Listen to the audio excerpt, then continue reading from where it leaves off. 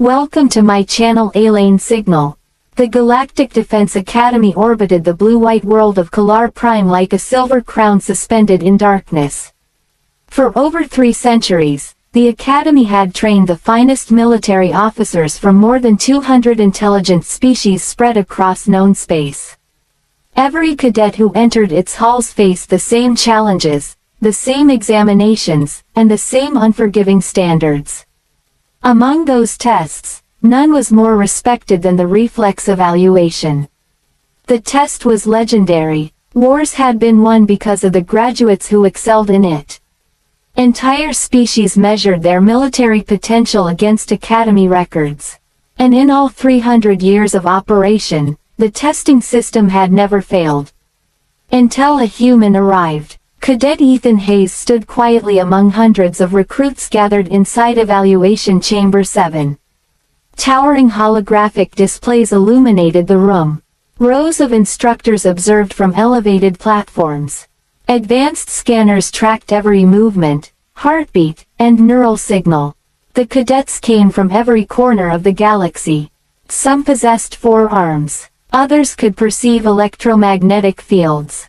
A few had nervous systems so fast that they could react before most species consciously recognized danger. Humans, however, were considered average. Moderately intelligent. Moderately strong. Moderately fast. Nothing extraordinary. The galaxy had categorized humanity years ago. Useful allies. Decent engineers. Good diplomats. But physically unimpressive. At least, that was the official opinion. Instructor Varric, a massive reptilian veteran whose skills bore scars from 6 wars, addressed the recruits. Today, your reflexes will be measured. The system has tested over 11 million cadets. Its calculations are absolute. A giant display illuminated. Names appeared beside reaction speed rankings. Several cadets exchanged nervous glances. Others appeared confident. Ethan simply folded his arms. Varric continued. The test consists of threat recognition, response timing, predictive analysis, and combat adaptation. Your species will not matter. Only your performance. The first cadets entered. The system projected thousands of simulated threats. Energy bolts. Ambush scenarios. Sudden environmental hazards. Each participant wore a neural interface that recorded responses within microseconds. Results appeared immediately. Some scored above average. A few scored exceptionally high. The audience applauded impressive performances. Hours passed. Eventually, Ethan's name appeared. CADDET Ethan Hayes, Human-Terran Union. Several recruits chuckled. One insectoid cadet whispered loudly enough for others to hear. The human should finish quickly. His companions laughed. Ethan ignored them. He stepped onto the platform. The neural interface settled across his temples.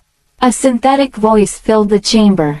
Reflex evaluation beginning. The room darkened. Simulation 1 activated. A virtual projectile launched toward Ethan's head.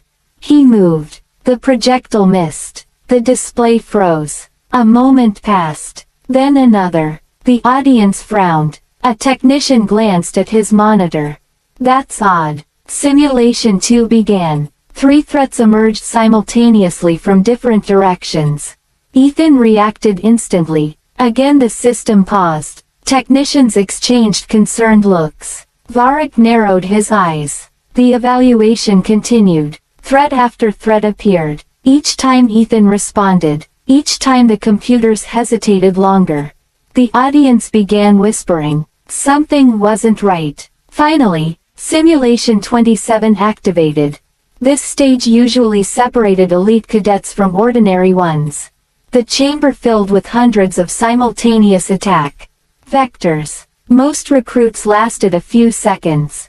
Exceptional candidates survived 20. Ethan moved. Not wildly. Not desperately. Efficiently. Every motion precise. Every reaction perfectly timed. The holographic threats vanished one after another.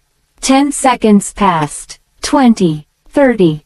40. The instructors stared. The simulation director frowned. Why hasn't it ended? A technician checked the data. His eyes widened. The system can't determine failure conditions. What? It hasn't found any. Silence spread across the chamber. Ethan continued moving. The simulation reached 1 minute. Then 2. Then 3. No cadet in Academy history had ever exceeded 48 seconds. Finally, alarms sounded. Red warning symbols flashed across every screen. System overload. Prediction failure. Unexpected response patterns detected. The simulation collapsed. Lights returned. Ethan stood calmly in the center of the platform. The chamber remained silent. Everyone stared, even the instructors. Then Ethan looked toward the observation deck and asked a simple question. Was that fast enough? No one laughed, because nobody knew what had just happened. The Academy immediately launched an investigation.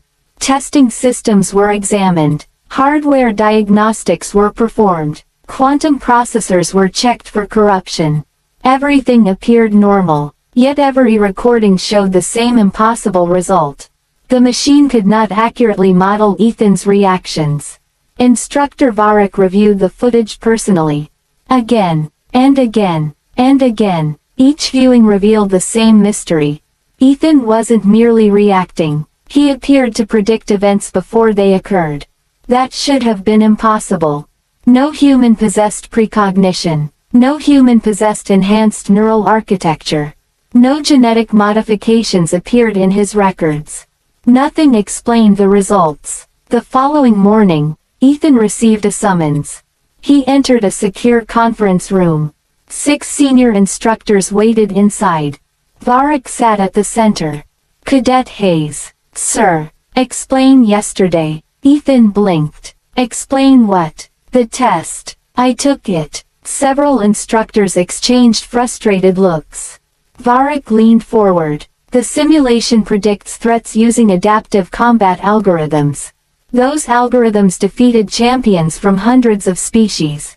Ethan shrugged. So you outperformed them. I trained. One instructor snorted. Everyone trains. Ethan smiled faintly. Not like humans. The room grew quiet. Varric folded his arms. What does that mean? Ethan considered. Human reflexes aren't our advantage. Then what is? Pattern recognition. The instructors listened carefully. When humans grow up, Ethan explained, we spend our entire lives dealing with unpredictable situations. He paused. We drive vehicles through chaotic traffic. We play competitive sports. We react to constantly changing environments. We make split-second decisions every day. Another instructor frowned. Many species do similar things. Not exactly. Ethan pointed toward a display. The simulation followed rules. It was adaptive. It learned. But it still followed patterns. Realization slowly appeared on several faces. You weren't reacting. Varric asked. Not entirely. What were you doing? I was guessing. The room erupted. Guessing. Impossible. Absurd. Ethan waited for silence. Then he nodded. Humans are good at recognizing incomplete patterns. Sometimes we predict outcomes before we consciously understand why. The instructors exchanged uncertain looks. What Ethan described sounded primitive. Yet the recordings supported his explanation. His reactions often began milliseconds before threats fully materialized, not because he knew the future, because his brain anticipated likely outcomes.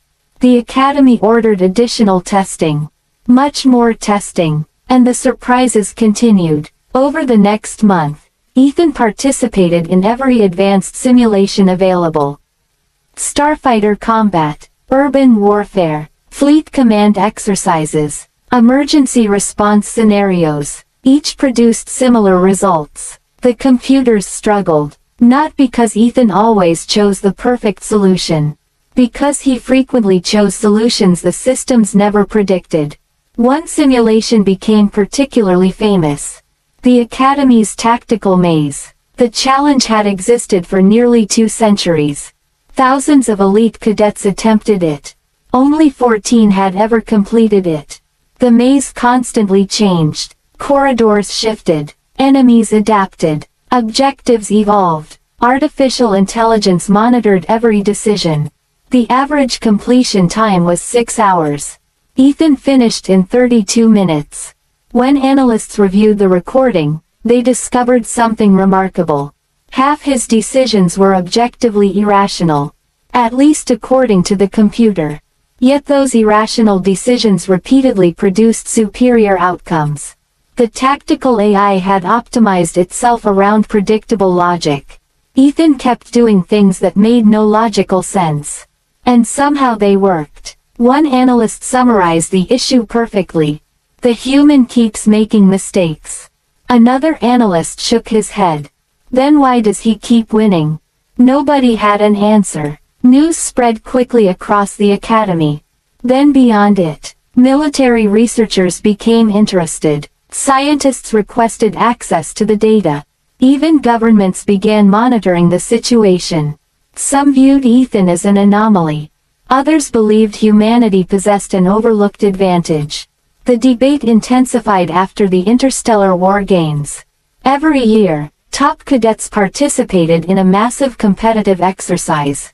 Teams from dozens of species competed. Victory carried enormous prestige. Ethan's squad entered as underdogs. Most observers expected them to perform poorly. Instead, they dominated. Enemy commanders struggled to predict their actions. Again and again, Ethan proposed plans that seemed ridiculous. Again and again, those plans succeeded. At one point, his team deliberately abandoned a strategic position. Commentators declared the decision disastrous. Minutes later, the maneuver trapped 3 opposing forces simultaneously. The crowd watched in disbelief. By the tournament's conclusion, Ethan's squad had shattered scoring records. For the first time, the Academy's leadership began reconsidering centuries of assumptions about humans. Perhaps intelligence wasn't merely computational speed. Perhaps reflexes weren't merely neural velocity. Perhaps adaptability mattered more than anyone realized. The final revelation arrived unexpectedly. Months after the original incident, Academy engineers finally identified why the reflex testing machine had failed. The discovery stunned everyone. The machine had not crashed because Ethan was too fast. His reaction times were exceptional but not impossible. The real problem was something else entirely. The predictive engine operated by generating future possibilities. For every threat, it calculated expected responses. The system then evaluated efficiency. This approach had worked flawlessly for centuries. Until Ethan. When engineers reviewed the data, they discovered the predictive engine had encountered an unprecedented condition. The number of potential responses generated by Ethan's behavior expanded exponentially. The machine couldn't narrow them, couldn't rank them, couldn't predict them. Eventually, it exhausted available processing resources. In simple terms, Ethan hadn't broken the machine through speed. He had broken it through unpredictability.